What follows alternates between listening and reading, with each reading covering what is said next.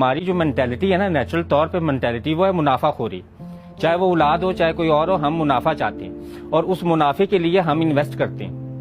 ہم پیدا کرتے ہیں بچہ پیدا کرنے کے بعد اس پہ انویسٹ کرنے کے بعد اس پہ جب پیسہ ہم لگانا شروع کرتے ہیں، اس کے بچپن سے جو شروع ہوتی ہے، اس کی دودھ کے ڈبوں سے شروع کریں، اس کے کھلونوں سے شروع کریں، اس کو آگے مزید بڑا ہو کے وہ کالج یونیورسٹی تک بھی چلا جاتا ہے. تو ہاں، ہم کیا توقع کر رہے ہوتے ہیں؟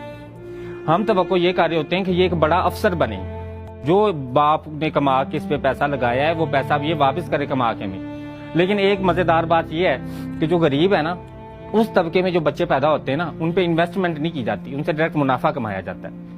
مطلب کہ آپ دیکھ لیں کہ بچپن میں بھی کوئی ان کو نہ کھلونے ملتے ہیں، بچپن میں نہ ہی ان کو گرم کپڑے ملتے ہیں، انہیں کچھ بھی نہیں ملتا.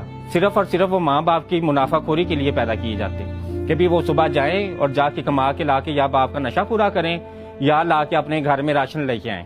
اور وہ چھوٹے بچے آپ کو ورک شاپ پہ نظر آتے ہیں، آپ کو گھروں میں نظر آتے ہیں، آپ کو ہر جگہ پہ نظر آتے ہیں. اور ان کو دیکھ کے ہم یہ کہہ رہے ہوتے ہیں کہ یہ تو گھر کے بڑے ہیں.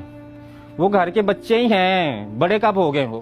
تو ہم جو چھوٹی کلاس ہے، جو چھوٹا طبقہ ہے، وہ تو بچے کو 6-7 سال کی عمر میں وہ لگا دیتا ہے پیسے پہ کہ منافع کما کے لاؤ. اور جب تک وہ زندہ رہتا ہے وہ منافع کماتا رہتا ہے. اور اگر وہ منافع کما کے دینے سے انکار کر دے، اگر وہ منع کر دے، اگر وہ اپنی جگہ کو چیلنج کر دے، تو ہم کیا کہتے ہیں؟ نافرمان. ہوئے اللہ نے تو کہا تھا اف بھی نہ کرنا، تم نے اف کیسے کر دی؟ پھر اس کو اتنا ہم زیادہ ڈراتے ہیں کہ اب تو تمہارے اوپر جہنم واجب ہو گئی ہے، تم تو اب جہنم میں جاؤ گے. غریب لوگوں کے گھروں میں جائیں نا تو ان کے 10-10 20-20 بچے ہوتے ہیں، 15 بچے، 10 بچے، 60 بچے. اور ہم ماشاءاللہ کہہ رہے ہوتے ہیں، ہم کہتے ہیں ماشاءاللہ 15 بچے ہیں غریب کے گھر میں، ماشاءاللہ 20 بچے ہیں غریب کے گھر میں. اس غریب کے پاس بیٹھ کے اگر آپ کبھی یہ پوچھ لینا کہ بھئی تم اتنے بچے تم نے کیوں پیدا کیے؟ تم نہ پیدا کرتے، تم غریب تھے، تھوڑا پیدا کر لیتے، تو وہ کیا کہے گا آگے سے؟ اللہ نے جڑیاں روحاں دنیا تے بھیجنیاں انہاں آنا ہی، پھر میں تو نہیں روک سکتا، میں کیویں روکاں؟ اللہ انہاں دا ذمہ دار، اللہ انہاں دے رزق بھی ذمہ دار، اللہ انہاں دا ذمہ دار. میری ذمہ داری کوئی نہیں، میری ذمہ داری نہ تو منافع کمانا پر پیسے کمانے میری ذمہ داری. اور ایون کہ غریب کی مینٹلٹی آپ دیکھ لیں، لوور مڈل کلاس کے جو بچے مر جاتے ہیں نا، ریپ ہو کے جو مرتے ہیں، ان کے بھی وہ پیسے لیتے ہیں، 10 لاکھ 15 لاکھ روپیہ وہ لیتے ہیں. غریب کے ہاں یہ ہوتا ہے، ہر غریب کے کہاں ہوتا ہے، یہ جا کے دیکھ لیں. اور زیادہ تر پیسے اس لیے بھی لے لیتے ہیں کہ انصاف نہیں ملتا انہیں.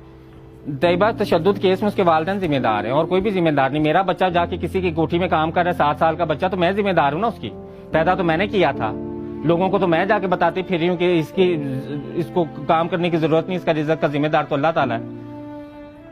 تو پھر آپ یہ اندازہ کریں کہ کون ذمہ دار؟ میں ایک بچہ ہے 7 سال کا اور مجھے پتا ہے کہ یہ معاشرہ اتنا خطرناک ہے کہ یہاں پہ بچہ نکلے گا تو ریپ ہو کے مر جائے گا، میں جانتی بھی ہوں. اور پھر میں اس کو ایک گھر میں جا کے بھیج دوں تو کون قصوروار ہے؟ میں قصوروار ہوں. ہمارے ہاں اس غریب طبقے سے نکل کے آگے لوور مڈل کلاس طبقے میں چلے جائیں. مڈل کلاس طبقے میں تو ایک سینیریو ڈیفرنٹ ہے، سب سے تکلیف دہ زندگی مڈل کلاس طبقہ گزار ہے ہمارے.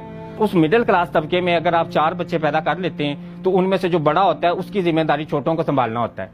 اس کی ذمہ داری ہوتی ہے کہ بھئی آپ باپ کے بعد تم ہی باپ کا بازو. اس کو شروع سے سکھاتے تم باپ کا بازو، تم باپ کا بازو، تم باپ کا بازو. اور وہ بازو کو ہم باہر بھیج دیتے ہیں ذلیل ہونے کے لیے. وہ بیچارہ باہر کتنی مشکل سے کما رہا ہوتا ہے پردیس میں، نہ تو اس کے پاس ہنر ہوتا ہے نہ اس کے پاس تعلیم ہوتی. باہر بھیج کے سعودی عرب میں وہ مزدوری کرتا ہے بیچارہ، سڑک پہ وہ سوتا ہے.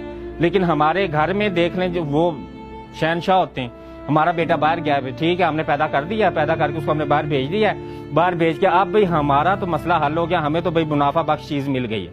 اب وہ وہاں پہ مرے، وہ کٹے، وہ بھوکا سوئے، ہمیں آئی فون 11 وہ پہنچائے. ہمارے گھر میں پیسے وہ لازمی پہنچائے، چھوٹے بھائی کی فیس اور کالج کی بائک اور اس کا خرچہ وہ ضرور پہنچائے، تاکہ جب گھر والے آ کے پوچھیں کہ بھائی اتنی عیاشی کہاں سے کر رہے ہو تو ہم کہیں گے بیٹا باہر گیا ہوگا. تو ہمیں سب کو پتا ہے کہ حضرت عمر نے جو دور خلافت تھا اس میں انہوں نے پینشن کو شامل کیا تھا. اور